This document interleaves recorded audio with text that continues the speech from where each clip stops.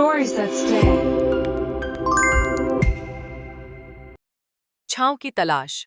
उत्तराखंड के एक छोटे से गांव बागेश्वर में सूरज की पहली किरणें जैसे ही पहाड़ों पर पड़तीं, एक बूढ़ा आदमी रोज की तरह अपने लकड़ी के मकान के बाहर बैठ जाता। उसका नाम था हरिदेव रावत। सफेद दाढ़ी, झुकी कमर और झुर्रियों से भरा चेहरा, लेकिन आंखों में अब भी जीवन की झलक बाकी थी। पूरे गांव में लोग उन्हें हरिदेव बाबा कहकर बुलाते थे। हरिदेव बाबा की सबसे बड़ी आदत थी रोज अपने पुराने लकड़ी के बक्से से चिट्ठियां निकालकर पढ़ना। चिट्ठियां जो उनके बेटे निखिल ने कभी कभी शहर से भेजी थीं। अब वो चिट्ठियां ही उनके जीने का सहारा थीं। निखिल, जो कभी दिल्ली पढ़ने गया और फिर वहीं की भीड़ में कहीं खो गया। हरिदेव की पत्नी सावित्री का देहांत कई साल पहले हो चुका था। तब से वो अकेले ही इस मकान में रहते थे।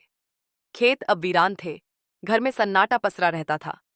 पर हरिदेव कहते, बुढ़ापा अकेलापन नहीं है बेटा, ये इंतजार है, शायद आखिरी मुलाकात का। एक दिन गांव में खबर फैली कि एक पत्रकार शहर से आया है, कुछ डॉक्यूमेंट्री बना रहा है गांव के बुजुर्गों की जिंदगी पर। उसका नाम था आरव। आरव कैमरा लेकर जब हरिदेव बाबा के घर पहुंचा तो वहां सिर्फ एक आदमी नहीं मिला, बल्कि एक पूरा जमाना मिला। चिट्ठियों, अलमारी की दराज में रखे पुराने फोटो, एक अधूरी छतरी और दीवार पर टंगी एक पुरानी घड़ी। आरव ने जब हरिदेव से पूछा, बाबा, आपको सबसे ज्यादा किस बात का इंतजार है? तो बाबा मुस्कुराए और बोले, उस दिन का जब मेरा बेटा बिना चिट्ठी के सामने खड़ा होगा। आरव को यह जवाब अजीब सा लगा। उसने दिल्ली जाकर खोजबीन शुरू की, कई रिकॉर्ड्स खंगाले, सोशल मीडिया पर नाम ढूंढे, और एक दिन उसे एक एनजीओ के फोटोग्राफ में निखिल रावत नाम का आदमी मिल गया। गरीब बच्चों को पढ़ा रहा था। आरव ने निखिल से मिलने की कोशिश की, पर निखिल ने बात करने से मना कर दिया। बोला, जो बाप अपने बेटे को बड़े सपनों के लिए गांव से निकाल दे, वो अब क्या करेगा मेरी याद रखकर?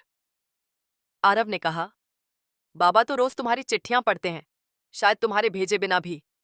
निखिल हक्का बक्का रह गया। असल में निखिल ने कई साल पहले एक चिट्ठी में अपने पिता से झगड़ा कर लिया था। वो नहीं चाहता था कि उसका भविष्य खेतों और परंपराओं में जकड़ा रहे, और फिर उसने लिखना ही बंद कर दिया। पर हरिदेव बाबा ने कभी शिकायत नहीं की। उन्होंने हर साल एक नई चिट्ठी खुद के नाम से लिखी और उसे पुराने बक्से में रख देते, यह जताने के लिए कि बेटा आज भी याद करता है। एक सुबह गांव की गली में एक अजनबी दिखा। फटी पुरानी जीन्स, एक झोला और गले में कैमरा। हर कोई हैरान था, लेकिन बाबा ने तुरंत पहचान लिया। निखिल! बेटे और बाप के बीच 15 साल की दूरी सिर्फ एक आंसू में बह गई। उस रात निखिल ने बाबा से पूछा, क्यों बाबा, क्यों हर साल मेरी तरफ से चिट्ठियां लिखते रहे? हरिदेव ने मुस्कुराकर कहा, इसलिए कि तुझे ये कभी ना लगे कि तेरा कोई इंतजार नहीं कर रहा।